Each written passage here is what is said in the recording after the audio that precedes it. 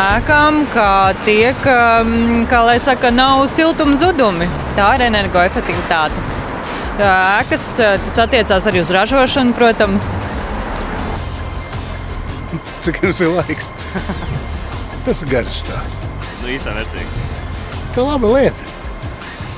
Nē, ja nopietni, tas ir tas, ka mēs pirmkārt taupām to enerģiju, kas mums ir, otrkārt iegūstam viņu tā, ka nesačakarējam to, kas mums ir apkārt. Manuprāt, tas ir, cik efektīvi tiek enerģija izmantot. Es nezinu. Energoefektivitāte pēc principa ir tas, cik efektīvi pašu enerģiju arī lietot. Vai nu tā ir siltuma enerģija, vai nu tā ir elektroenerģija, atkarīgs jau no tā, kā pielieto. Ir lampiņai garāks mušs. Energoefektivitāte. Taupīga enerģijas lietošana. I haven't got a clue. Energoefektivitāte, vienkārši skaidrojot, ir efektīvāka vai optimālāka enerģijas izmantošana.